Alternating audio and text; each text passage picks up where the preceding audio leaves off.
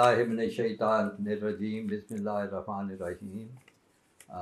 और या मकबूल जान साहब के साथ सवालों जवाब की इस नशिस्त में हम मौलाना ज़फ़र अली ख़ान फाउंडेशन और औरिया साहब की जो है अल इल्म ट्रस्ट उसकी तरफ से आपको खैर बात कहते हैं, आपको खुशामदीद कहते हैं।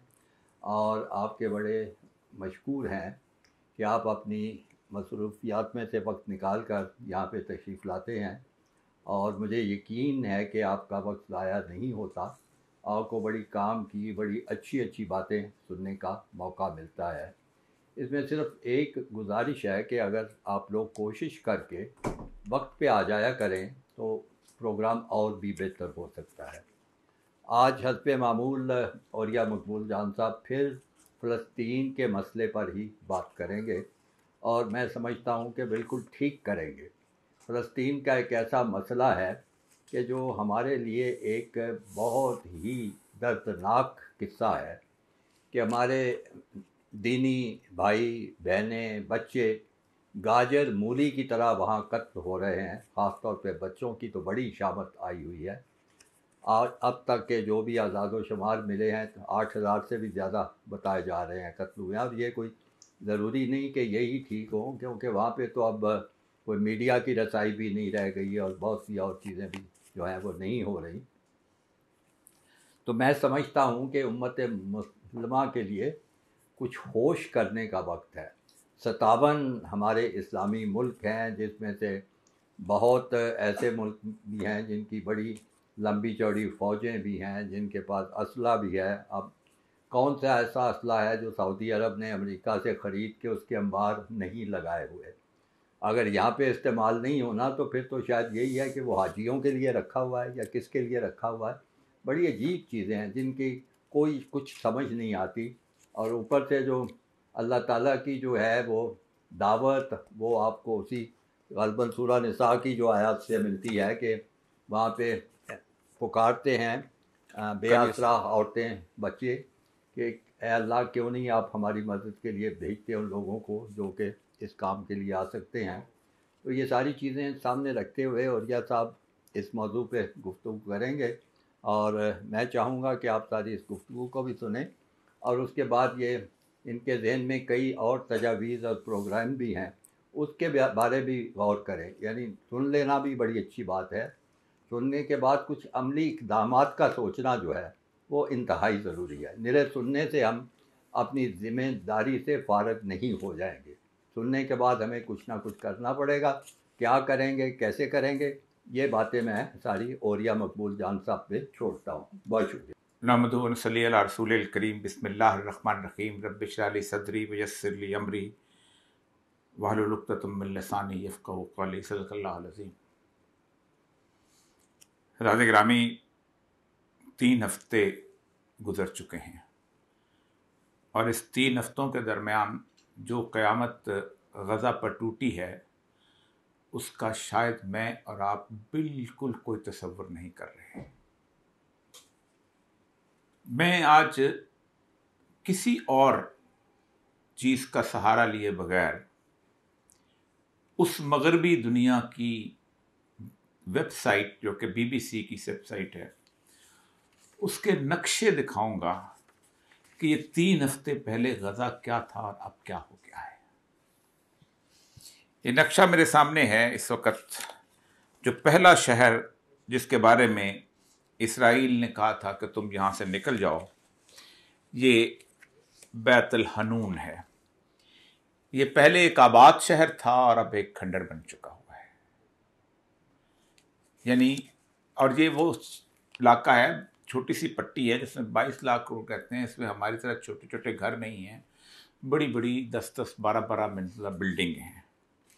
और उसके बाद जो आप देखें कि ये 21 अक्टूबर को ये हुआ है, लेकिन आखिरी 10 दिनों में इसकी हालत यूं कर दी गई है कि जैसे खंडर होता है और उस खंडर के अंदर स्वाय एक कब्रिस्तान के मंदिर के और कुछ नजर नहीं आता।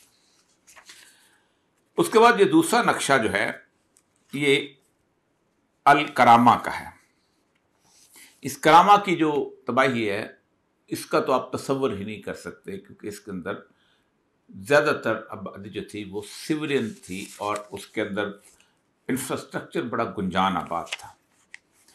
तीसरा नक्शा जो है ये तो ऐसे लगता है कि जैसे रेत के पहाड़ बना दिए गए हैं, और ये अटाट्रा का है नक्शा है, और ये मैंने आपके सामने रखा है। 3-4 चीजें बड़ी अहम हैं।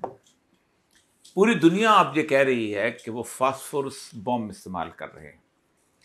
फास्फोरस बम के बारे में ये जान लीजिए कि फास्फोरस बम जब किसी को लगता है तो ऑक्सीजन जब उसको मिलती है तो वो जलने लग जाता है। आप उसको ठीक ठाक करके उसकी पट्टी बांधते हैं तो जैसे ही पट्टी खुलती है तो अगर हड्डी के पास वो फास्फोरस होता है तो फिर उसको आग लग जाती है। मैं गुज़िश्ता 20-22 दिन में कोशिश करता था कि कोई और टीवी चैनल न लगाऊं, अल जज़ीरा को देखता रहूं। जैसे रसूल अकरम सल्लल्लाहु अलैहि वसल्लम ने फरमाया कि अगर तुम्हें इबरत पकड़नी है तो कब्रिस्तान जाया करो।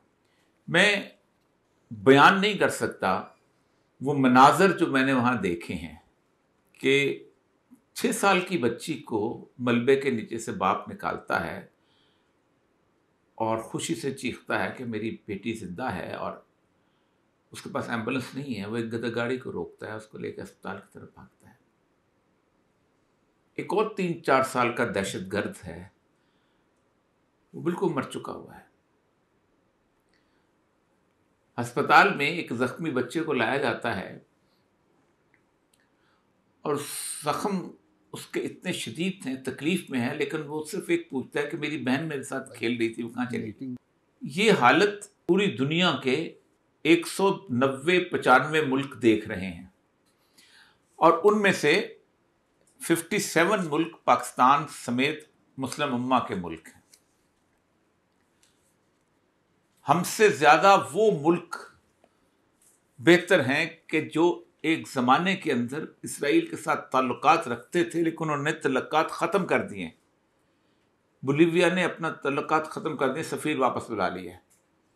लैटिन अमेरिका के ममालिक ने वापस बुला लिया है।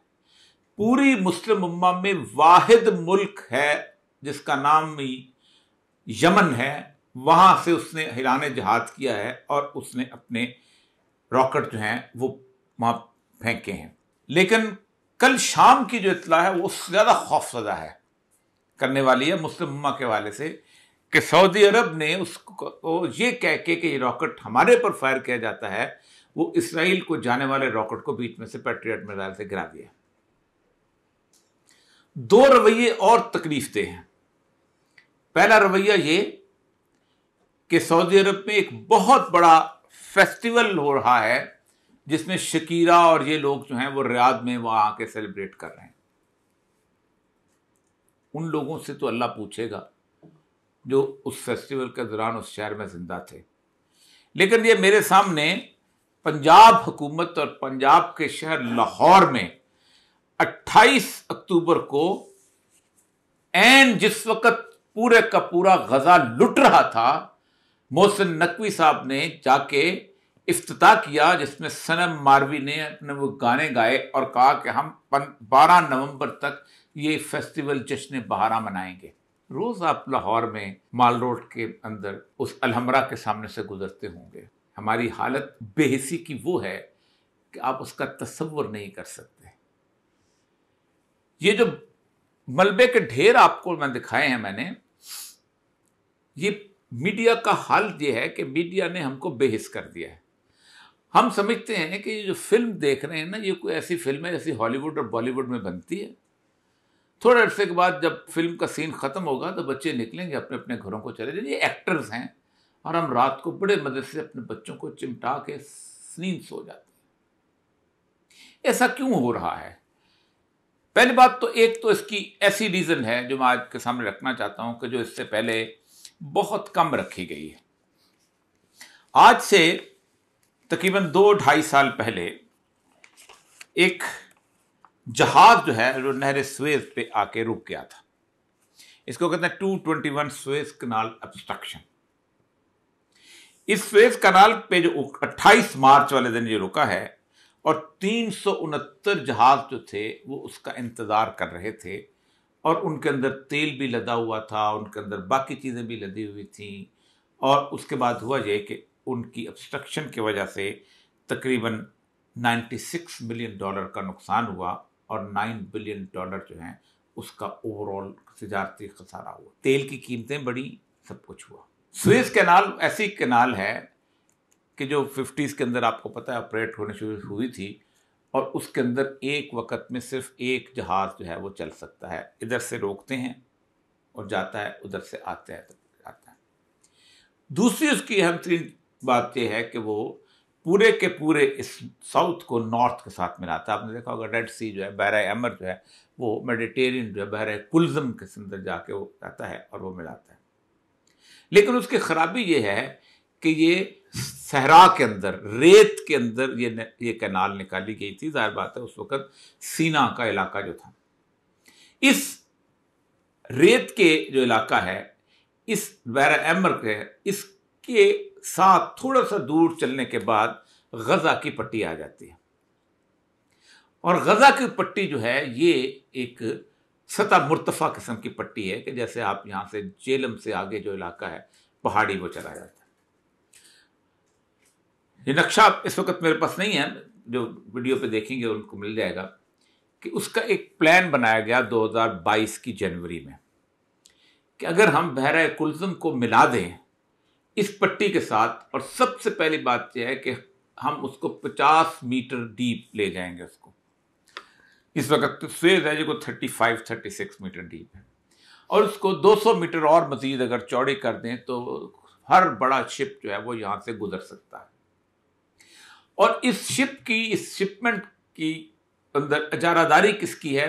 पूरे यूरोप के ममालिक की, अमेरिका की, लैटिन अमेरिका की, कनाडा की एक, और नीचे से किन की है? ये हमारे सारे के सारे सऊदीज हैं, ईरानी हैं, बाकी सारे के सारे जो है वो यहाँ से चलते हैं।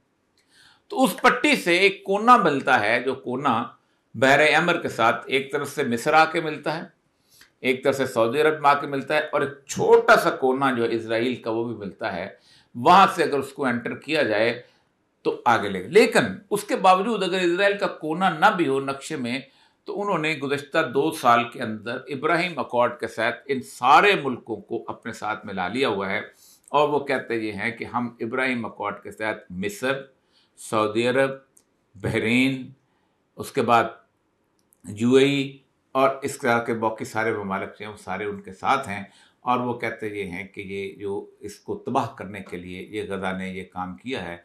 हालांकि उस दिन मैंने बड़ी तफसील से ये नक्शा पेश किया था कि इस वक्त अगर आप सिर्फ अंदाज़ा लगाएं कि वहाँ अब तक कितनी अमवात हो चुकी हुई हैं, तो आप हैरान होंगे कि ये मेरे पास human cost of the Israeli Palestinian conflict, ये पूरे बार चार्ट हैं। ये इस तरफ जो रेड बार लगाया जा रहा है ये फ़लस्तीनियों की अमवात हैं, और ये छोटी छोटी जो हैं ये इसराइलियों की अमवात हैं। एक इसराइली जो है उसके बदले 28 या 29 के करीब फ़लस्तीनी जो हैं वो शहीद किए गए। अब तक मरने वालों में बिल्कुल फ़िरौन सिवत सूरत हाल ये है, 56% बच्चे हैं और बाकी औरतें हैं। अगरचे कि इसराइल का भी नुकसान हो रहा है, गुरिल्ला फाइट में वो आगे बढ़ रहे हैं, सब कुछ हो रहे हैं, लेकिन गुज़श्ता 3 हफ्ते आप मुझे ये बताइए कि 22 लाख की पॉपुलेशन वाला कौन सा शहर होगा पाकिस्तान के अंदर? करीब कसूर तो होगा, या उसके साथ साथ आगे और कुछ नहीं तो कामों की मुरीद के ये 10-10 लाख के हैं। गुजरांवाला शहर कम से कम 20-22 लाख का होगा। अगर 20-22 लाख के शहर को घेर लिया जाए और उस घेर के बाद उसके ऊपर फास्फोरस बॉम्बिंग की जाए, बाकी बॉम्बिंग की जाए, हर चीज़ उन तक पानी नहीं पहुंच रहा, उन तक दवाइयाँ नहीं पहुंच रही, उन तक खाने की चीज़ें नहीं पहुंच रही। एक ही छोटा सा रफा बॉर्डर है जो कि इस वक्त उन्होंने बंद किया हुआ है, और ऑफर ये है कि इन सब के सब को तुम सीना में ले जाओ, हम इनकी मास माइग्रेशन कर देते हैं 20-22 लोगों की, और ये जाके मिस्र में आबाद हों, हम इनको लुक आफ्टर भी करेंगे, ये जगह छोड़ दो, हम यहाँ पर आगे हेजेमनिक सूरत हाल पैदा करना चाहते हैं। ये है कैफियत, और इस कैफियत के अंदर हमारा हाल जिस किस्म का है वो इंतहाई खौफनाक है। मैं आज आपको बड़ी तफसील से उन अहादीस की तरफ और रसूल अकरम सल्लल्लाहु अलैहि वसल्लम की उन पेशगोइयों की तरफ नहीं ले जाना चाहता, अगरचे कि मैं तैयार करके आया था, लेकिन इतना सुना चुका हूँ। गुज़श्ता तकरीबन 10 साल से मैं फितन के बारे में गुफ्तगू कर रहा हूँ, कम से कम 10 से ज़्यादा साल से बता रहा था। आप सोचें कि 2001 में मैंने शुरू किया था इस पे गुफ्तगू करना कि ये वक्त है, करीब आने वाला है, ये निशानियां हैं, ये होगा, ये होगा। रसूल अकरम सल्लल्लाहु अलैहि वसल्लम ने जिन जगहों के बारे में बताया, वैसी ही जगह पे उनके जंग शुरू हुई, इराक में शुरू हुई, यमन में शुरू हुई। लेकिन मुझे तकलीफ से एक और बात भी आती है, सवाल जवाब में इंशाल्लाह बात आगे बढ़ेगी, कि शाम में जब मसला हुआ था तो पाकिस्तान के सारे उलमा जो थे वो चल पड़े थे। हम भी 3-4 दफ़ा उन लोगों के साथ गए थे। इस दफ़ा सिर्फ इसलिए गज़ा के मुसलमानों को इग्नोर किया जा रहा है कि ईरानी उनका साथ देते हैं। मुझे तकलीफ़ होती है कि जब इस मुल्क के बड़े बड़े पढ़े लिखे आलिम दीन जो हैं वो वीडियोज़ बना बना के इस वक्त ताने दे रहे होते हैं कि ईरान, अल्लाह ने क़यामत में तुमसे पूछना है, ईरान का, ईरान से पूछे। एक और चीज़ जो बड़ी खौफनाक है कि 2001 से लेके 2007 तक दुनिया के तमाम उलमा ने, अक्सरियत ने ये फतवा दिया था कि इंडिविजुअल जो है वो जहाद नहीं कर सकता, रियासत जहाद करती है। तो जहाद तो इस वक्त फर्ज हो गया है, ये तो किसी को शक ही नहीं। कुरान के पाक की सूरह निसा के जिन्होंने आयत का रेफरेंस दिया है कि मालकुम ला तुकातिलुल लज़ीना, कि तुम्हें क्या हो गया है कि तुम नहीं लड़ते उन लोगों के लिए, उन औरतों के लिए, उन बच्चों, विल्दान और उन बच्चों के लिए, और वो लोग के जो कहते हैं हाज़िहिल क़रियत ज़ालिम, कि ये जालिमों की बस्ती से हमें निकाल और अपनी तरफ से कोई मददगार और अपने घर से भेज। अब किस पे जहाद फ़र्ज है? क्या यमन जो है वो मुख्तलिफ है कि वो जहाद का ऐलान कर देता है? 50,70,000 अफवाज हैं पूरे मुस्लिम उम्मा की, 50,70,000। दुनिया का कोई असला जो अमेरिका में बनता है, फ्रांस से बनता है, बरतानिया में बनता है, खा वो F-16 हो, खा वो हमवी टैंक हो, खा वो पेट्रियट मिसाइल हो, जो कि हम नहीं खरीदते। क्या सऊदी अरब के पास पेट्रियट मिसाइल नहीं है? क्या सऊदी अरब के पास और UAE के पास F-22 और F-35 नहीं है? क्या उनके पास मुख्तलिफ किस्म के टैंक्स नहीं है? क्या उनके पास अपना एंटी एयरक्राफ्ट गन्स नहीं है? क्या उनके पास आयरन डोम बनाने के लिए चीज़ें नहीं है? क्या हमारे पास एटम बम नहीं है? क्या उसके अलावा ईरान के पास ये सारी सलाहियतें नहीं हैं? क्या मिस्र के पास नहीं है? सब के पास मौजूद हैं। इन सब पर फतवा जारी होता है कि ये लोग ऐलान जहाद करें, वरना अपनी एक एक गोली का हिसाब क़यामत के दिन देंगे। मुझे अक्सर लोग कहते हैं कि आम आदमी क्यों जहाद करता है? मैंने कहा रियासत की जिम्मेदारी तालीम है ना। जब रियासत जिम्मेदारी पूरी नहीं करती तो प्राइवेट स्कूल खुलते हैं कि नहीं खुलते? रियासत की जिम्मेदारी सेहत है ना। जब रियासत जिम्मेदारी नहीं पूरी करती तो लोग अस्पताल खोलते हैं कि नहीं खोलते हैं? उस वक्त तो नहीं कहते जिम्मेदारी रियासत की है, नहीं खोलते अस्पताल, मत खोलो, बंद करो। रियासत की जिम्मेदारी जो है ये लॉ एंड ऑर्डर की है। जब रियासत जो है वो चौकीदार का काम नहीं करती तो आप अपना प्राइवेट चौकीदार रखते हो कि नहीं रखते हो? क्यों नहीं कहते हो कि रियासत की जिम्मेदारी है, ये गुनाह है? तो याद रखो, अगर रियासतें ये जिम्मेदारी पूरी नहीं करेंगी तो फिर इस वक्त जो कैफियत बन रही है, मैं पूरी दुनिया की कैफियत, और रसूल अकरम सल्लल्लाहु अलैहि वसल्लम की हदीस है, आपने फरमाया एक वक्त आएगा कि तुम्हारे साथ जब जंग शुरू होगी तो नसारा तुम्हारा साथ देंगे। आप देखें हुकूमतें साथ नहीं दे रही कि उन्होंने मुस्वेज निकालनी है। कोई मुल्क ऐसा नहीं जिसके शहरों के अंदर पाकिस्तान से ज्यादा जो हैं वो अपना जुलूस न निकले हो। पाकिस्तान से ज्यादा की बात कर रहा हूं मैं, एक जमात इस्लामी के जुलूसों की बात नहीं कर रहा। जमात इस्लामी का जुलूस पहले वो हटाया फिर लगा, वो तो ज़ाहिर बात है किसी एक को इजाज़त देनी है।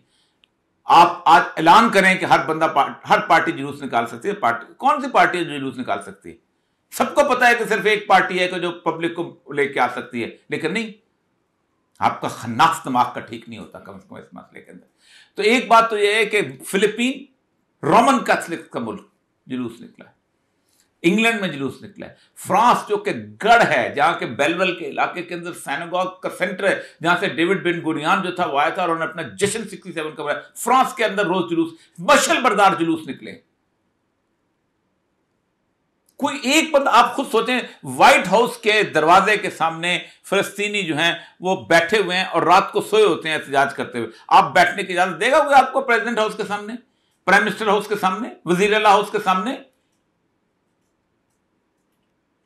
आप तो है ना, hang the dog but give it a bad name. आपको पीटीआई का समझ के मार देंगे कि ये तो पीटीआई का शर पसंद है। बड़ा आसान है ना आजकल, तो बड़ा, ये तो 9 मई वाला है भाई, खत्म। बड़ा आराम से आप 9 मई का लफ्ज लो, उसके बाद बेशक बंदा अल्लाह का अकबर करना लगा दे, उसको पढ़ के बंद कर दो।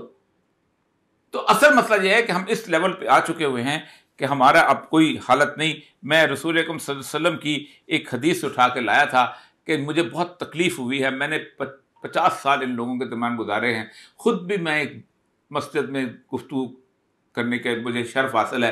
रसूलुल्लाह का हदीस है, क़ाल रसूलुल्लाह सल्लल्लाहु अलैहि वसल्लम यूशुकन याति अलन-नास ज़मान, एक ज़माना तुम पर एक ऐसा आएगा, ला यब्का मिनल इस्लाम इल्ला इस्मुहु, कि इस्लाम में कोई चीज़ बाकी नहीं रहेगी सिवाय उसके नाम के।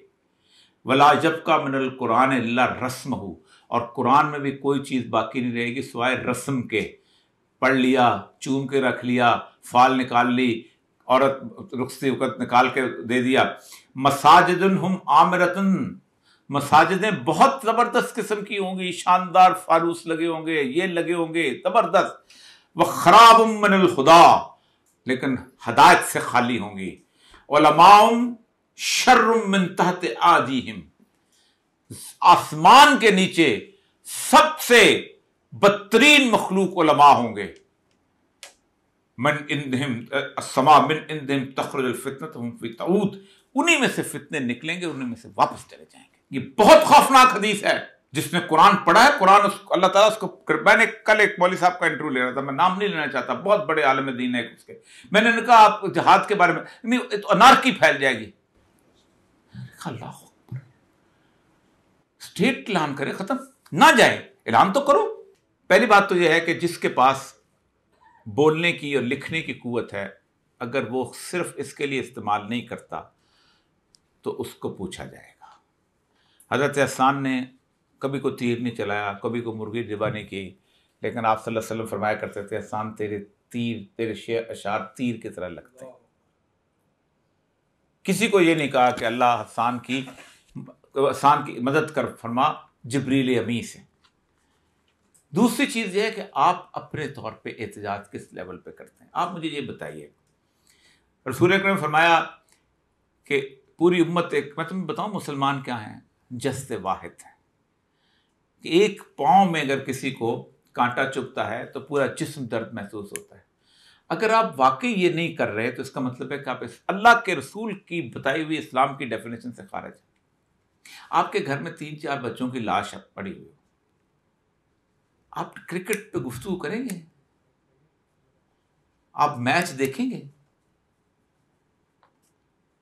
आपकी दुआएं ये होंगी कि अल्लाह करे श्रीलंका से वो हार जाए और न्यूजीलैंड पाकिस्तान से जीत जाए तो फलाना वहां से जीते ताकि हम फाइनल में पहुंच जाए। वो मैंने आज एक खातून की टेनिस चैंपियनशिप जीती है, मैंने उसकी खातून की वीडियो शेयर की अपने ट्विटर के ऊपर, आंसुओं से रोई। उसने पूछा कि बताओ तुम्हें कैसी खुशी हो रही है? मुझे खुशी नहीं हो रही है। जो कुछ मुसलमान की सूरत हाल नहीं है, मुझे खुशी नहीं हो रही है कि जो कुछ इसको दुनिया में। I am very happy with the win, but I haven't been very happy lately, to be honest with you. You know, the situation in the world doesn't make me happy, so I feel like I'm sorry. आपको पता है कि सबसे बड़ा New York के जो main station है उसके ऊपर जो यहूदी निकले हैं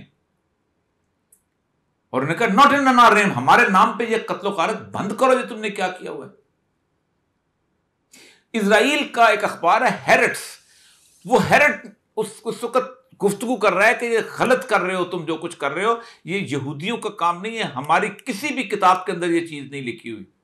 और मैं आपको बताऊं, इनके साथ ये कहते हैं ना कि अल्लाह ताला के रसूल सल्लल्लाहु अलैहि वसल्लम ने फरमाया है कि तुम तबाह हो जाओगे। मैं आपको यहूदियों की किताबों से निकाल के बताता हूं कि उनके बारे में भी अल्लाह तबारक व तआला ने लिखा है। अब आप सबसे पहले तो हमें मार पड़ी नहीं है, उसके बाद फिर यहूदी तबाह।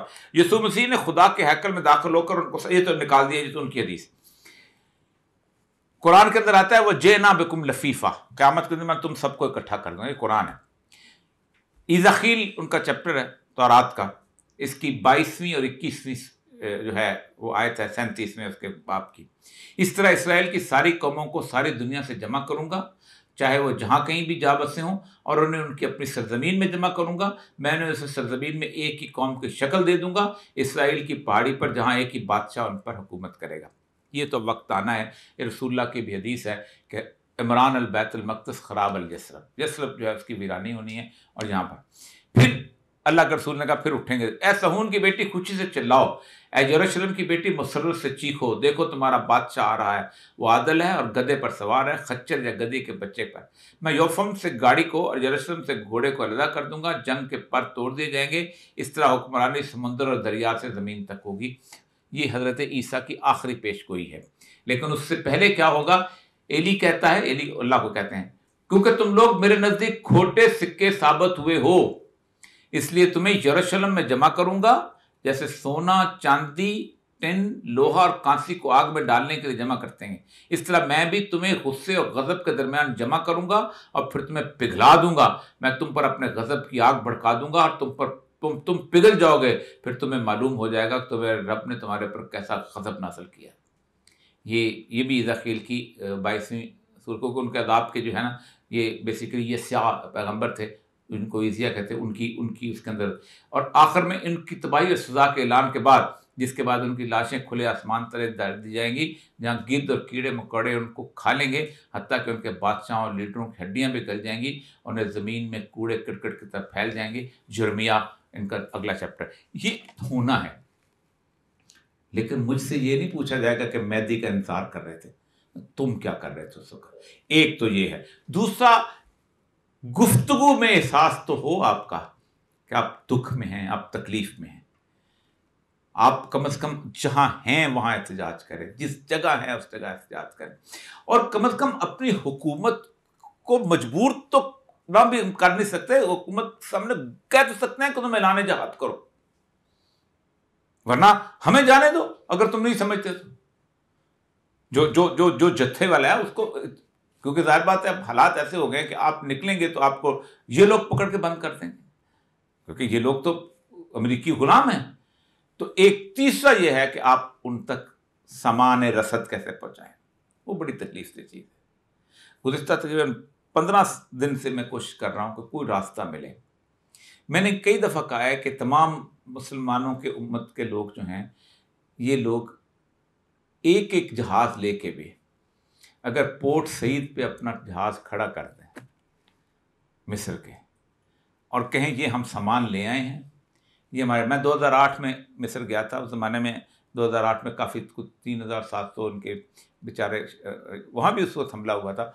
और उस वक़्त आप सोचें कि यूरोप से नर्सें, डॉक्टर्स, ये सब आए थे मिस्र, और वहाँ जाके वहाँ बैठ गए थे। रफ़ा बॉर्डर बड़ा डेजर्टेड सा है, छोटे छोटे होटल्स हैं ऐसे हल्के से, और उसके क्योंकि सुरंगें हैं वहाँ उनकी, वहाँ से वो जाते हैं उसके अंदर। आप सोचें कि पाकिस्तान में दुनिया के अंदर जो लोग आपको कौन है जो इस मिस्र का वीज़ा नहीं देगा, किस डॉक्टर को नहीं देगा? पैसे उठाए, चीज़ें उठा के वहाँ बाहर जाकर बैठ सकता है।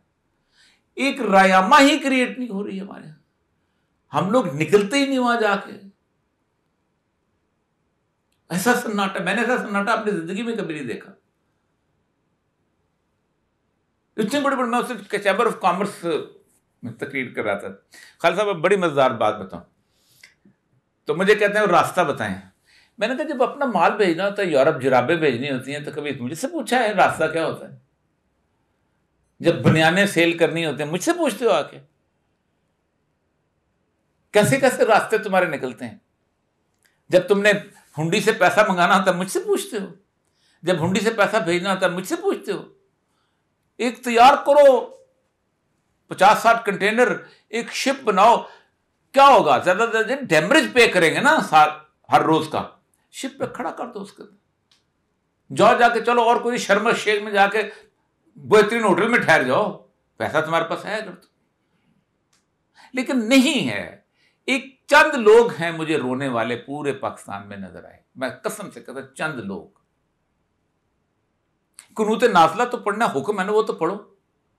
हमने अपने जुमे में पढ़ाई है, जुमे के दिन पढ़ाई। हमारे हालांकि जो बेचारे मुफ्ती साहब थे जो इमामत करते हैं वहाँ पर मस्जिद में, वो फ़िक़्ह हनफ़ी से तल्लुक़ रखते हैं। मुझे कहने लगे कि फ़िक़्ह हनफ़िया में तो सुबह के वक्त होती है। मैंने कहा बाकी टाइमा तो कहते हैं। तो मैंने कहा मुझसे साहब मुझे बताइए, आप इमाम शाफ़ी से ज़्यादा जानने वाले हैं?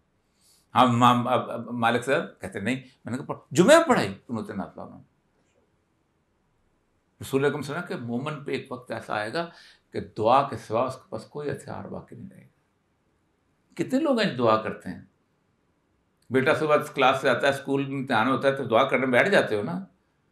कितने लोगों ने दुआ की है बस इसके लिए? कितने लोगों ने? अपने गिरबान में झांक के बताएं ना, कितने लोगों ने दुआ की है?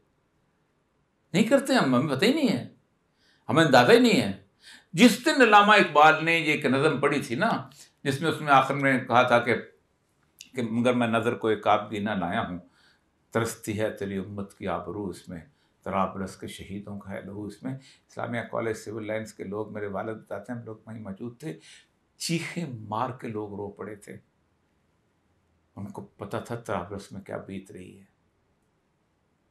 जब उसने नज़म लिखी थी ना, फातिमा तू आबरूए उम्मत मरहूम है, ज़र्रा ज़र्रा तेरी मुश्ते ख्वाब का मासूम है, ये शहादत सूर सहरा ही तेरी किस्मत में थी, गाजियान दी की सक्काई तेरी किस्मत में थी। आंसुओं से रोते थे कि फातिमा कहाँ है, हमारी बेटी फातिमा क्यों नहीं बनी।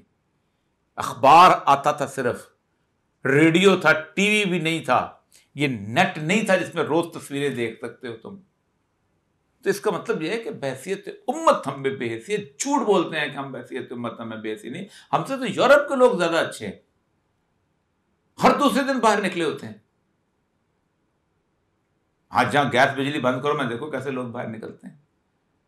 ये फेस्टिवल हो रहा है, कोई अलमरा के बाहर जाकर, उसने 3 लोगों को, मैं अभी खालिसा से कहता, 3 लोगों को मैंने जिंदगी में देखा है, कमाल के लोग थे। एक, मैं 1996 में अमेरिका गया। मेम्फिस एक शहर है जहां एल्विस प्रेस्ले पैदा हुआ था और जहां मार्टिन लूथर किंग को कत्ल किया गया था। उस होटल के अंदर, उस होटल को उन्होंने म्यूजियम बना दिया था, और म्यूजियम जो है उसके अंदर उन्होंने गाड़ियां रखी थी जिसमें एक ग्वाला जो था वो गोरों की सीट पे बैठ गया था, उसको कत्ल कर दिया गया था। फिर वो बड़ी बड़ी बोरियां रखी थी, इसमें काले रोल जो है वो भरते थे, उसके अंदर क्या कहते हैं, रुई की गांठें भरते थे। तो एक औरत जो थी वो उसके बाहर 26 साल से बैठी हुई थी, एहतजाज करते हुए कि the America has put civil rights in the museum, कि अमेरिका ने सिविल राइट्स को म्यूजियम में बंद कर दिया है, मिलते नहीं हैं। तो मैंने उससे कहा कि मैं एक शेर लिख के तुम्हें देता हूं, मैं तुम शेर साथ लिखते हो। तो उसने कहा क्या है? तो मैंने उस शेर का तर्जमा भी लिखा, और सार का शेर था कि एक शहनशाह ने दौलत का सहारा लेकर हम गरीबों की मोहब्बत का उड़ाया है, मतलब मैं लिख के दिया। दूसरा, एक अबॉर्शन के ऊपर मैंने supreme court of America anti abortion, उसको लॉ, अब आके आपको पता है अबॉर्शन लॉ जो उन्होंने इलीगल करार दिया कि अबॉर्शन गलत है जो उन्होंने देखा। आप अंदाजा करें कि अकेला बंदा 22 साल से बैठा हुआ था वहीं से, और तीसरा बंदा मैंने बकिंगम नहीं, सॉरी, वो जो वेस्टमिनिस्टर जो है पार्लियामेंट, उसके सामने इराक वॉर के खिलाफ अकेला। मैंने तस्वीर तीनों के साथ, बहुत कम लोगों से मैंने जिंदगी की तस्वीर है तीनों के साथ। एक बंदा में ऐसा नहीं मिलता जो गुदड़ी डाल के वहां बिछा के वहां बैठ जाए अलहमरा के सामने, करो तुम, मैं तुम्हारा एहतजाज तो करता हूं तुम्हारे सामने। तो एक रास्ता तो है, कम से कम तमस्कर तो ना उड़ाओ हमारा। कोई नहीं, हमारे टीवी चैनल्स पे 1.5 मिनट में गिन के देखा है, खबरनामे में 1.5 मिनट से ज्यादा, वो भी 9 बजे के खबरनामे में खबर चलती है, वरना नहीं चलती। मैं तो कहता हूं कि पाकिस्तान में खड़े होकर कहना चाहिए कि तमाम चैनल्स जो हैं वो बंद कर दें, सिर्फ अल जजीरा चलता रहे, ताकि हम देखें तो सही कि बीत क्या रही। सर, मुस्लिम उम्मा मुस्लिम उम्मा मुस्लिम उम्मा, आंखें पथरा गई हैं, हड्डियाँ कमज़ोर हो गई हैं, इनकी ऑर्गेनाइजेशन बनी है, वो क्या कर रही है इस वक्त?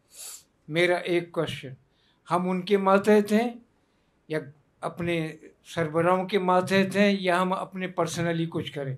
सेकंड, मुकन्नना इंतज़ामिया अदलिया हमारे मुल्क को चलाने वाली मशीनरी हुआ करती है, तीनों के जनाजे निकल चुके हैं। चौथी, ऐसी कौन सी छुपी हुई पावर है जो कंट्री को चला रही है?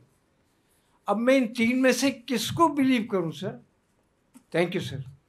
देखिए, पहली बात तो ये है कि 57 इस्लामी ममालिक में से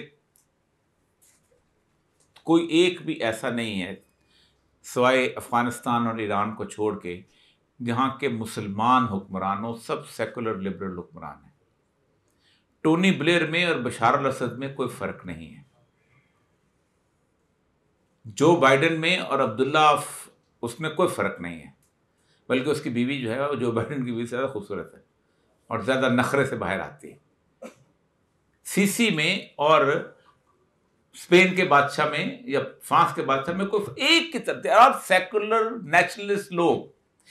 पहली दफा उन्होंने अरब लीग की बात की है, 3 दफा इजलास हो चुका है अरब लीग का, क्या कर लिया? कुछ नहीं। वो तमाशा देख रहे हैं कि ये सारे का सारा इस खित्ते से फलस्तीनी का एक जनरल जेनोसाइड हो जाए और फिर उसके बाद हम आगे बढ़ेंगे। देखें, जो वेस्ट बैंक है ना जी, वेस्ट बैंक को उन्होंने फलस्तीनी जो रहते थे वो उन्होंने तकरीबन खरीद लिए हुए हैं। ये मेरे सामने वो पड़ी हुई हैं उन तंजीमों के नाम में जो कि अमेरिका। देखिए, आप खुद सोचें कि अब आज आप जहाद के नाम पे चंदा इकट्ठा करें तो आपको अमेरिका में पकड़ लेंगे। ये मैं आज लाया था, उस सारी की सारी तंजीमें, ये देखें, ज्यूइश नेशनल फंड, ये वहाँ से उसके लिए अमेरिका में चंदा इकट्ठा करता है और बरतानिया में चंदा इकट्ठा करता है, फ्रांस में चंदा इकट्ठा करता है, वहाँ बेचता है। फिर उसके बाद इलात, IR डेविड फाउंडेशन, ये चंदा इकट्ठा करते हैं, ये वहाँ बेचते हैं, इलाद है।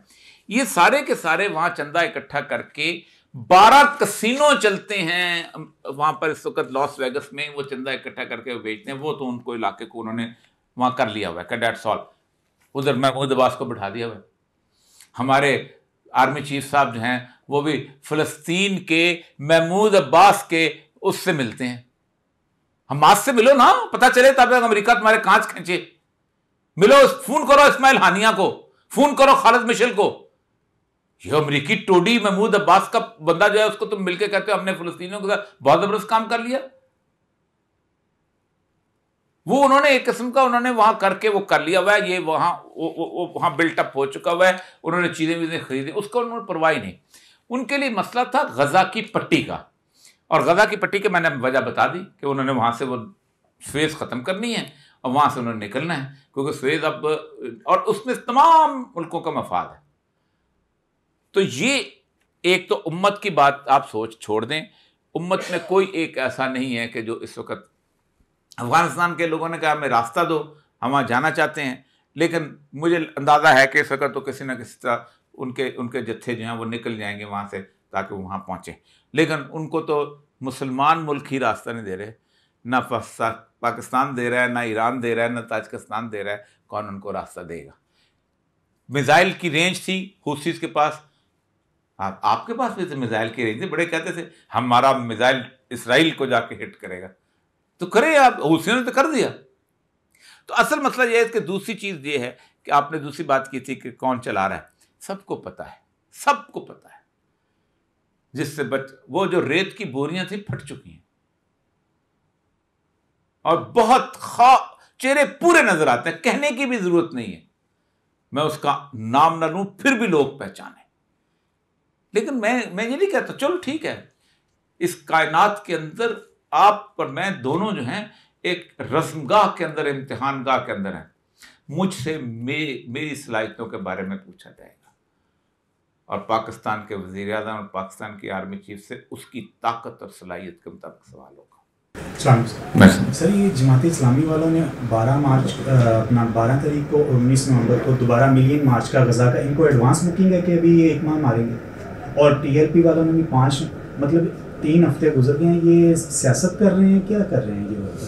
सराजुल हक साहब, वहाँ पे सराजुल हक साहब ने जो स्पीच का टाइम आया वही जो खड़ा हुआ इस्लामाबाद में, तो उन्होंने भी ये कह दिया कि टाइम एंड होने वाला, मैं मुख्तसर सी बात करूंगा मतलब। और साजिद नकवी साहब का टाइम आया, उन्होंने भी 2-3 मिनट, मतलब ये क्या सियासत खेल रहे हैं हमारे। इंजीनियर मिर्ज़ा साहब ने अपने सेशन में कहा कि जी मैंने बड़ों को बताने की ज़रूरत नहीं, उनको पता उन्होंने क्या करना है। मतलब वैसे तो ये हमारा लीडरशिप लेते हैं, लेकिन जब बताने की बात आती है कि भाई आपका जिहाद फ़र्ज़ है, जो भी है, ये एक बार दें हम फतवा। वैसे तो ये हर जगह फतवा देते हैं मुसलमानों को आपस में लड़वाना हो, ये हुकूमत के खिलाफ क्यों नहीं फतवा देते? मैं अपनी जवानी की बात बताता हूँ और अपने दरमियान उम्र की बात बताता हूँ। जमात इस्लामी न्यू ईयर पे लोगों के घरों पे हमला करती थी ना, जमीयत वाले अलमरा पे तोड़फोड़ करते थे ना। सादकैन ने एक नुमाइश की थी 1970 में, तो उस पर लिखा हुआ था, तर्क कर गया सादकैन इस्लाम, पहले लिखता था खुदा, अब कर बनाता, पहले लिखता था खुदा का नाम, अब बनाता है असनाम। तो जमातियों ने जाके उसकी उलट दी। वो तेज आदमी था, तो उसने दोबारा नुमाइश अगले दिन लगाई, तो मीर तकी मीर का शेर लिख दिया कि मीर के दीनों मजहब का अब पूछते क्या हो, हमने सो कर कशका खैंचा दैर में बैठा, कब का तर्क इस्लाम किया।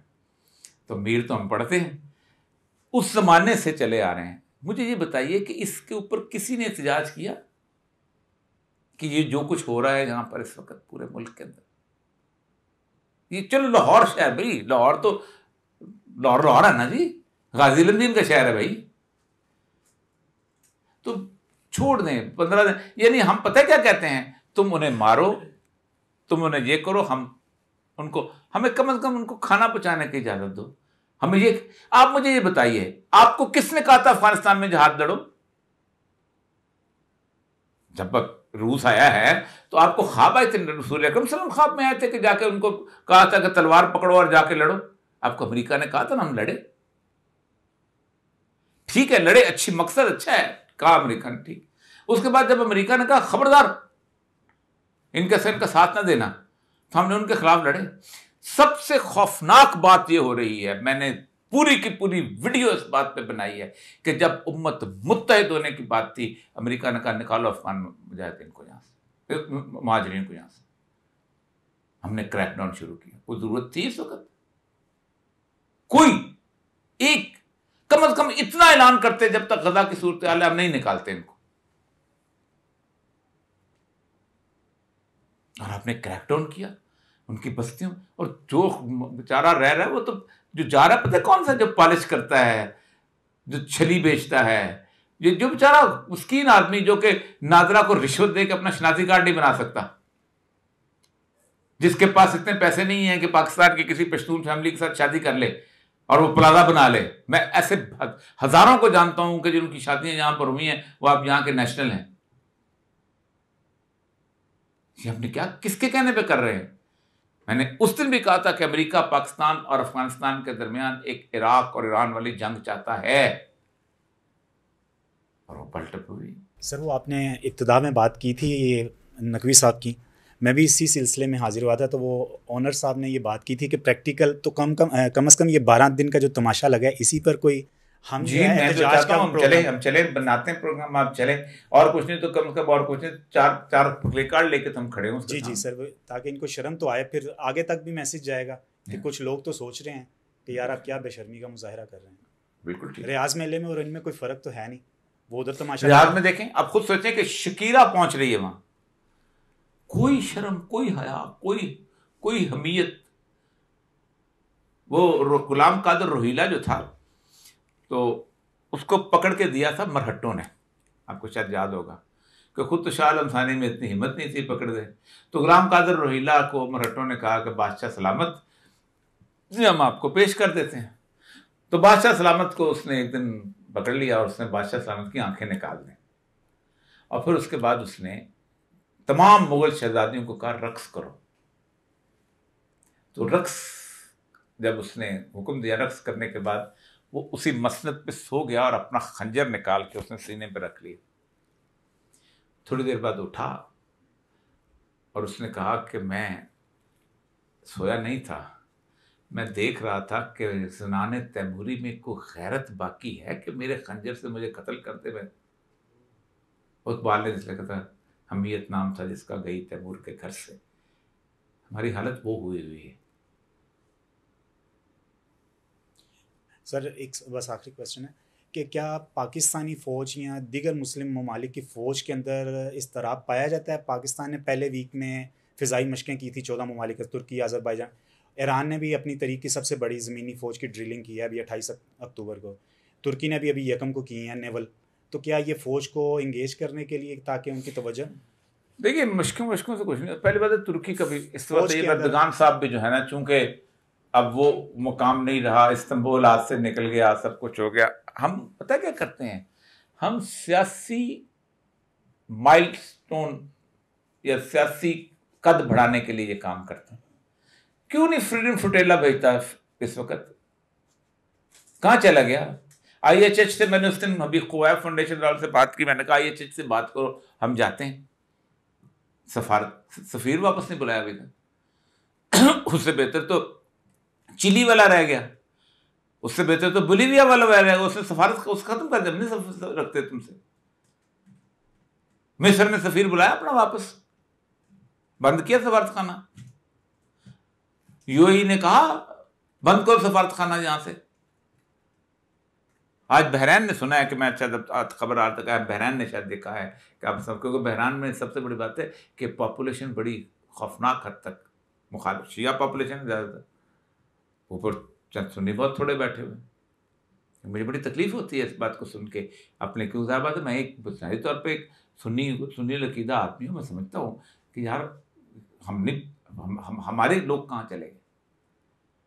अगरचे कि ईरान इस वक्त वो वाली कैफियत नहीं पैदा हो रही है ईरान के अंदर जो पहली उसके अंदर थी, इसलिए हौसी खुद बताते खुद निकले, क्योंकि वो भी चूँकि सुलह हो गई है, तो वो भी चूँकि मोहम्मद बिन सलमान, दिल भी तेरे हीरा में सीखा है, आन में कुछ आन है कुछ जी। जब क्या जी इस वक्त इस मुल्क की गवर्नमेंट और फौज पर जी प्रेशर डालने के जी अमली हैं कोई जी तरीक़ेकार जो है जी इंशाल्लाह कि उन पे प्रेशर आए कि वो कोई फौज यहाँ से अपनी भेज देखें। दो तीन चीज़ें देखें। एक तो ये है कि उलमाए किराम की तो 8 तंजीमें हैं, और ये सियासी तंजीमें नहीं हैं, ये उलमा की ट्रेड यूनियंस हैं। क्योंकि जमीयत उलमाए इस्लाम है, जमीयत मुसलमानान इस्लाम नहीं है, मोमिनीन इस्लाम नहीं है, और जमीयत उलमाए इस्लाम है, जमीयत उलमाए पाकिस्तान, उलमा की ट्रेड यूनियन है ना। इन पे आप प्रेशर क्यों नहीं डालते कि ये जुमे के बाद निकले? मैं तो कहता हूँ हर नमाज के बाद निकलना चाहिए। मतलब आपको थोड़ा सा एहसास कम से इस चीज का होना चाहिए कि और कुछ नहीं, बच्चन सरनगू करवाएं, कुछ तो करें। हम तो आप सोचे, मेरे जो दोस्त बाहर कहते हैं हम जर्मनी में, हम फ्रांस में, हम ज्यादा फील करते हैं कि वो लोग ज्यादा दुख महसूस कर रहे हैं पाकिस्तान से। मैं सच्ची बात तो ज्यादा दुख महसूस कर रहे हैं वो लोग। बांग्लादेश हमसे ज्यादा रोज जुलूस निकलता है वहां। हमारी हालत बहुत बुरी है, लेकिन निकलना चाहिए। मैं तो कहता हूं कल हमारा चले, शाम को चलें, बेशक जब फेस्टिवल हो रहा हो तो कार्ड्स लेके कल चलें इंशाल्लाह। बिल्कुल चलना चाहिए, कम से कम ये फेस्टिवल तो बंद हो। और कुछ नहीं तो पैसे इकट्ठे करके खालिद साहब एक इश्तिहार देके फेस्टिवल बंद। लेकिन कौन लगाएगा? सेक्रेटरी इन्फॉर्मेशन ने इतना बड़ा अपना इश्तिहार दे देना सारे अखबारों को। जब सारे सेक्रेटरी इन्फॉर्मेशन ने इतना बड़ा इश्तिहार देना है लाहौर का, तो ख़त्म जी। अस्सलाम वालेकुम सर मेरा क्वेश्चन ये है कि जो ये इसराइली प्रोडक्ट्स हैं या उनकी जो भी चीज़ें हैं उनका बाइकआउट करना बहुत अच्छी बात है। मैं अभी आपके सामने ये मैं चाहूँगा कि मैं आप इसको सुने, और ये लोग चला देंगे। ये एक खातून ने यूरोप में बैन किया उन्होंने, और आप देखें उसका रिजल्ट्स क्या आया है। ये सिर्फ ये सुनेगा, ये देखिएगा कितनी ताकत है इसके अंदर। We are so powerful if we stick together. Let me go over some stocks with you guys. We're gonna start off strong with Starbucks. Look at that, it's beautiful. Now they're offering a buy one get one half off. All right, let's go to the next one. Beep. McDonald's, who is now offering free French fries because their stocks dropped so much. Next up, we got Walt Disney. Shabam! So now we have Puma. This has always been one that we've always boycotted, but look at this. This is messy.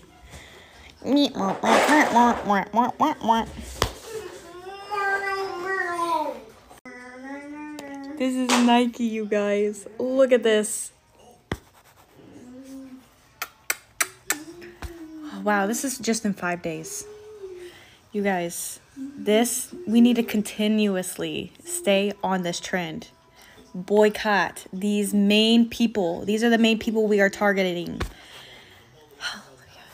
This is incredible. So maybe we can wake people up with this. The corporations that are funding Israel. Like, we're doing something. कितना बड़ा effect, तबाह बर्बाद हो गया। McDonald तबाह बर्बाद हो गया, नाइकी तबाह बर्बाद हो गया, इसके बाद स्टारबक्स तबाह बर्बाद हो गया, वॉल्ट डिज्नी के कार्टून लोगों ने देखने बंद कर दिए। वो कहते हैं ऑफरें करते फिरते हैं, एक मुफ्त फ्रेंच फ्राइज मुफ्त ले लो, फला ले लो, और आप क्यों नहीं कर सकते? आप देखें, आप कितने लोग हैं रात को बैठे होते हैं मैकडॉनल्ड के अंदर, कितने लोग हैं जो नाइकी के शूज पहनने आज भी दुकानें खुली हुई हैं। ये उसने बकायदा, ये अमेरिकन खातून है और ये मुसलमान नहीं है जिन्होंने उनका बाइकाट किया। बिल्कुल करना चाहिए। रसूल अकरम सल्लल्लाहु अलैहि वसल्लम की पहली स्ट्रेटजी क्या थी? बदर से पहले क्या किया था आपने? माशी मकातिया। जो लोग कहते हैं कहते जी ये किधर से आ गया, मैंने अबू सुफियान का काफिला किसने? मैंने रोका था, रसूलुल्लाह ने रोका था सल्लल्लाहु अलैहि वसल्लम ने। कहा तो रोको इस काफिले को, करो इनका माशी मकातिया। लेकिन मसला ये है कि हम कहते हैं सर्वस के जूते पे आप पहन के करेंगे, वो तो मजेदार, तो शॉर्ट ही नहीं लगती जब तक नाइकी न पाया जाए। खत्म बात। ये मैंने सुना, बता दिया, इसको चला भी देंगे हम इंशाल्लाह उसके अंदर कि कैसा इफेक्ट पड़ा। यूं डाउन स्लाइड आई है सिर्फ अमेरिका, यूरोप, इन लोगों के अंदर। 2-3 चीजें जो हैं उनके बारे में हमें बहुत हद तक क्लियर हो जाना चाहिए कि जिस खालिसपन की बात अब दुनिया करती है, पहली बात तो उसके बारे में ज़हन से निकाल लें कि पूरी दुनिया इस बात पर मुत्तफिक है कि सबसे ज़्यादा मिलावट जो है फास्ट फूड में होती है। मैकडॉनल्ड से लेके KFC तक, और हेल्थ WHO ने रिकमेंड किया है कि अवॉइड दैट फास्ट फूड। दूसरी बात, इस बात पे देखें कि दुनिया की 80% वेस्टर्न सिविलाइजेशन जो है वो रिवर्ट बैक कर गई है ऑर्गेनिक फूड के ऊपर। वो कहते हैं कि घर के अंदर सब्जी लगाओ और वो खाओ, घर के अंदर भैंस पालो और वो उसको इस्तेमाल करो, नहीं तो उसको कंट्रोल। एक तो बात ये तय है कि जिस सारे के सारे सिनेरियो के अंदर अगर आप समझते हैं कि हमारा खालिस दूध नहीं मिलता, तो नेस्ले के बारे में मैं एक रिपोर्ट आपके सामने रखता हूँ। पानी की बात है, सुप्रीम कोर्ट में एवा कंपनी ने, नेस्ले, चलो मैं नाम नहीं लेता, नेस्ले कंपनी में दावा किया कि इसने जो है, मेरा नहीं लिया PIA ने, तो इफ्तिखार चौधरी साहब ने, मैं जॉइंट सेक्रेटरी हेल्थ था सर, मुझे कहा कि रिपोर्ट मंगवाएं ये क्या करते हैं कंपनियां। हमने दोनों कंपनियों के सैंपल, नंबर 1 फ्लोरिडा भेजे, नंबर 2 मिस्र भेजे, और नंबर 3 जेनेवा। मेरे पास रिपोर्ट पड़ी है, both are not fit for human consumption. ये इंसानों के पीने का काबिल पानी नहीं है। पाकिस्तान में कोई एक पानी की बोतल मुझे बताया इस पे लिखा हो इट्स मिनरल वाटर, लिख नहीं सकते क्योंकि मिनरल वाटर नहीं है, रिवर्स ऑस्मोसिस का पानी है जो आपको बेचते हैं इसलिए कि स्टैंप लगी हुई है। दुनिया के अंदर तमाशा ये लगा हुआ है कि सिडनी में रहने वाला, बैंकॉक में रहने वाला, पाकिस्तान में रहने वाला, अमेरिका में रहने वाला, अगर एक तरह का पिज़्ज़ा नहीं खाता, अगर एक तरह की जीन्स नहीं पहनता, अगर एक तरह के KFC नहीं खाता, तो उनका माल नहीं बिकता।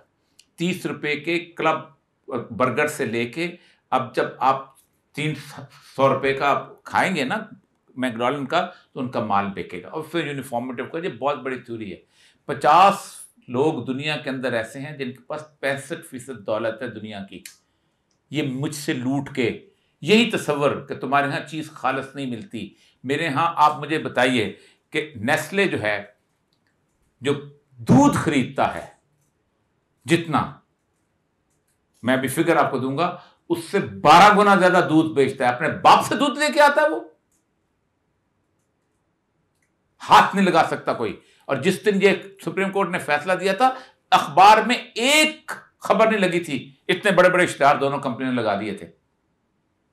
तो एक तो ये ज़हन में सोच लें कि हम बेईमान नहीं, हम पे ऊपर बदयांती गलाजत मुसल्लत की गई हुई है। यानी आप सोच सकते हैं कि 40 साल के बाद आपके कहते हैं कि साइड इफेक्ट्स हुआ है और आप इसको इस्तेमाल ना किया करें। 15 साल के बाद आप बेच के पैसा कमा के आप कहते हैं कि ये दुनिया पूरी कहती है रिवर्ट बैक करो, पूरी दुनिया चीख चीख के कह रही है कि घर का आटा खाओ, पूरी दुनिया चीख चीख के कह रही है कि घर का तेल खाओ, पूरी दुनिया चीख चीख के कह रही है देसी घी खाओ, पूरी दुनिया चीख चीख के कह रही है। हम कहते हैं एक तो ये बात है कि ये बुनियादी तौर पर फसाद फैलाया इसलिए गया है कि तुम्हारे घर में खालिस चीज नहीं मिलती। जिन्होंने दूध खरीदना होता है ना, उनको मिल जाता है खालिस। जिन्होंने कसूर में रास्ते में सारे के सारे, उनको तो खालिस मिल जाता है, मुझे क्यों नहीं मिलता? उसकी बेईमानी बुनियादी तौर पर दुनिया के हर माशरे में मौजूद है और मैं साबित कर सकता हूं इसके बाद।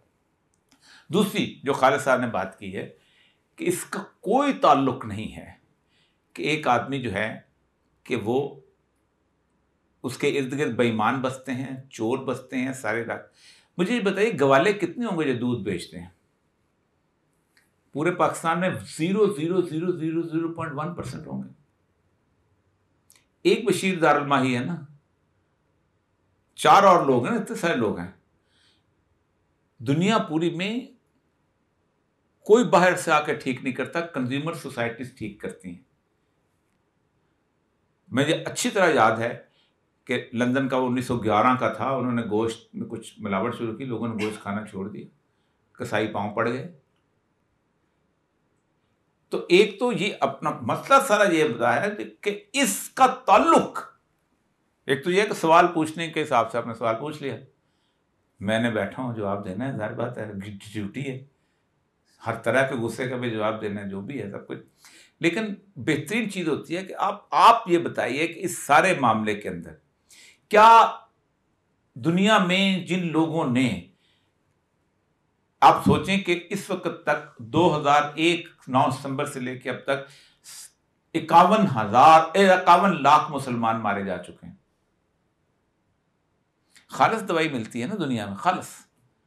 11 साल इराक में दवाई बैन थी, बच्चे मर गए 10 लाख। मैंने उस खालिस दवाई को क्या करना है? There was a ban, medicine ban था। Oil for the food program था ना, जिसमें बेनजीर ने भी कमाया था और जरदारी ने भी कमाया था, स्पेन वाला। हमने तो गोल कर गए ना नैब में, ठीक। Oil for food program Iraq के लिए था ना, इतना तेल दोगे तो इतना खुराक दोगे। अफ्रीका जो है ना, उसको आप जाके देखें, दुनिया में अफ्रीका 40% ज्यादा इस वक्त गल्ला उगा रहा है अपने गुज़श्ता 20 साल से पहले। जैसे हमारे यहाँ कहा जा रहा है ना कॉर्पोरेट फार्मिंग करो, उन्होंने कहा ये खेत हमें दे दो, उस खेत में हम क्या करेंगे? हम सोयाबीन ऑयल लगाएंगे, हम सोयाबीन लगाएंगे, हम सूरजमुखी लगा। बड़े बड़े शिप खड़े थे, सोयाबीन ले गए, वो बेचारे वहाँ गंदम उगाते थे, वो वहाँ चावल उगाते थे, वहाँ दालें उगाते थे। कहा $1 की बोरी जो है भर के तुम्हें दी है, अब तुम्हें चावल चाहिए, ऑस्ट्रेलिया से चावल मंगाओ ना, बोरी वापस करो। गंदम चाहिए, अमेरिका से गंदम मंगाओ ना, बोरी, सारा कुछ चाहिए। बदतरीन मिसाल इसकी बैंकॉक है। 6 लाख सेक्स वर्कर्स हैं वहां पर। $10 लेके एक औरत पूरी रात गुजार के निकलती है। बच्ची 13 साल से 19 साल की, सुबह मैकडॉनल्ड का बर्गर खाती है, KFC का चिकन लेती है, YSL की लिपस्टिक लेती है, डेनिम की जीन लेती है, उसके साथ कुछ एक दो चीजें लेती है और रात को थकन लेके अपने घर वापस चली जाती है। सारा पैसा उनके पास चला जाता है। ये अलमिया है, हम क्लैंप में हैं। ये MM मालम रोड है, इसके साथ तस्वीर खिंचवा के दुनिया में किसी जगह को भेज दो और बताओ कि मैं जनाब स्पेन की फ्रांस बार्सिलोना में खड़ा हूं, वो नहीं पहचानेगा। इसलिए कि सारी इंटरनेशनल चीजें आपके पास खड़ी हैं। जिस मुल्क के अंदर फैक्ट्री बंद हो और मॉल बने, पाकिस्तान ट्रेडर्स ने तबाह बर्बाद किया है। आप सोच सकते हैं, आपके सवाल का जवाब चूंकि मुझे देना पड़ रहा है, पाकिस्तान के अंदर ये स्विच थे ना, ये बेहतरीन बनते थे। हमारे हाल रोड के ताजर ने कहा मियाँ साहब ऐसा की जरूरत है, चाइना तो मंगवाओ। मियाँ साहब ने कहा मंगवाओ। वो चाइना से पहले आए, हमने चाइना को ये फलां को ये भेजा। तो हाल रोड का ताजर ने एक फोन पे लाखों रुपए बना लिए बैठे बैठे। ये फर्नीचर चाइना से मंगवाया, पाकिस्तान से बेहतर फर्नीचर कहां बनता था पूरी दुनिया के अंदर। ये जूते सर्विस इंडस्ट्री से, बाटा इंडस्ट्री, पता नहीं कौन कर। आपको पता है कि बाटा का ओरिजिनल ओनर वाज ए मुस्लिम, बॉम्बे का मुसलमान घराने का बंदा था। लेकिन नहीं, हमने कहा नहीं, इसलिए कि जनाब उसने जिस बंदे ने ये कारोबार करना है, ट्रेड करना है, उसने कीमे वाले नान लेके जाने हैं जलसे के अंदर, उसने जनाब अपना सुजुकियाँ देनी हैं, उसने झंडे लगाने, अब तो झंडे भी साथ साथ कुर्सी के लगाने, तो क्यों नहीं उनको इजाज़त देंगे। We converted this entire country. ये जो 110 शुगर मिलें लगी हैं, खालिद साहब और मैं यहाँ पर उम्र गुजारी है, आप सोचें एक राह वाली शुगर मिल थी और एक मर्दान। आज क्या होता है, बड़े से बड़ा फैशनेबल, यार शक्कर कहीं से मिलती है तो ला दो, यार मैं चीनी खा बीमार हो गए, यार पता नहीं ये हो गया। तो बहरहाल थैंक यू वेरी मच जी, आपके जज्बात हैं, लेकिन ज़ाहिर बात है कोई किसी का इस्तिज़ा करने वाली बात नहीं थी। खालिद साहब का अपना नुक्ता नज़र था, उन्होंने बयान किया, इस्तिज़ा वाली बात ही कोई नहीं थी। आपने तो बल्कि पूरी कौम का इस्तिज़ा कर दिया कि हम चोरों की कौम है। ऐसा नहीं है, मैं खुदा की कसम जी, मसालाजात खालिस मिलते हैं, हमारे घर तक पहुंचता है, ऐसी कोई बात नहीं। आप खुद दुकान क्यों नहीं खोल लेते? मैं घर में भैंस क्यों नहीं पाल लेता? हम बड़ी अच्छी कौम है, मैं कसम से कहता हूँ। मैं ढूंढ ढांड के भी ढूंढ रहा हूँ तो बहुत बहुत बेहतर बेहिसी है। चले।